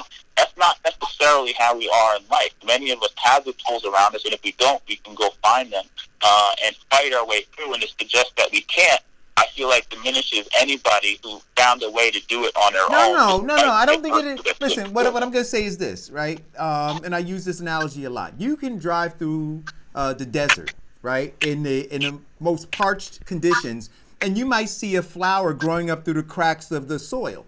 That doesn't mean that those are the optimal conditions under which you should grow flowers. It means that you look at that flower and you recognize that it fought against all odds to be where it is. What I'm suggesting to you is this. I think that what your father achieved was fantastic. Listen, I come from a very privileged black family. However, I still understand that as a foundational black American, I'm a part of a team that is losing. I'm a part of a team that is anchored to the very bottom of the socioeconomic ladder. And that is not by happenstance. That is intentional, and it is based on policies, hundreds of years of policies that have been intended to keep us there. And until those policies are eradicated, nothing is going to fundamentally change. No rugged individualism, no pointing to individual successes. I mean, I could talk about my children, but that is anecdotal, right? The larger thing is the statistic that says that there's 1/10 of wealth in a black community, right? And so am I talking about my house in particular? No. But I'm saying the statistic says that there's 1/10 of wealth in a black community as exists in the white household. Right. That's fact. Well, you know, but Eric, I think generally speaking, regardless of anybody's position or anything, that I think there's merit to a lot of things that have been said on the call. The change comes from people voting. And there's an overwhelming amount of apathy out there. And I think in a democratic society, although we know there's the electoral college that can skew what the majority actually means, generally speaking, the majority wins, right? Or at least the voting majority wins. And, you know, just using, again, Orange as a microcosm of the state and the nation, the city of Orange has about 33,000 residents. About 14,000 were registered. And you could win a mayoral election with like 1,500 votes. Got it. Right? Yet people want to sit and complain, right? So I feel like, you know, we can't point the finger and blame anybody else for us, regardless of what us is, regardless of what your past status is, regardless of what your race is. We can't point the finger at somebody else and say, well, I don't have this and I don't have that and I don't like the policy, when they're smart enough to unite and vote as a bloc. Right, and we, whoever we is, stays at home. But we're coming full circle now as we close out the show. So I agree with both of you that we have to vote, right? But now, when we have within our own midst, and we call them barbarians within the gate, when we have folks who are suppressing votes who are in our own communities who are intimidating black folks in terms of going to vote, folks who are misleading black folks, black folks who we have elevated to positions of power and influence, who are not fighting for economic and political power, right? Which is why Representative Ayanna Pressley says no more black faces without black voices. Because we're trying to fight the enemy outside the gate.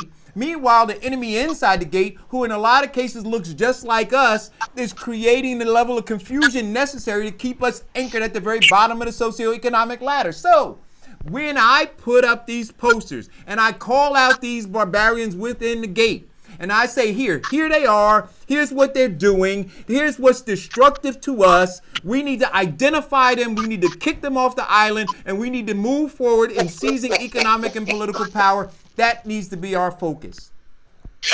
Okay. Well, I hope you buy some new shoes because you're going to have a lot of... Let them know who you are again. Let them know who you're running against, why you're running. Go ahead. I'm Vincent Squire. I'm running for the United States Senate against the incumbent Cory Booker. I'm looking forward to talking with you again. And Eric, given the opportunity, I'd like to talk to you about some people I want to kick off my island. Hey, listen, I want to thank Mayor Emeritus Eldridge Hawkins for calling in, taking the time to be a part of the show. Farrakhan Sawab, I want to thank Mike for always listening. You guys have been fantastic. Please hit the share button. Look, and there's a debate tonight. We're going to unpack it tomorrow. But I want you once again to listen to the words of Malcolm X. Can I get it? I thought I had it. Here we go. Wait a minute. Thanks for having me on the show. I appreciate it. Hold on. Here we go. There's only one way to be independent. Thank you. There's only one way to be free. It's not something that someone gives to you. It's something that you take. Nobody can give you independence. Nobody can give you freedom. Nobody can give you equality or justice or anything. If you're a man, you take it. If you can't take it, you don't deserve it. Nobody can give it to you. I'm for anybody who's for freedom. I'm for anybody who's for justice. I'm for anybody who's for equality. I'm not for anybody who tells me to sit around and wait for mine.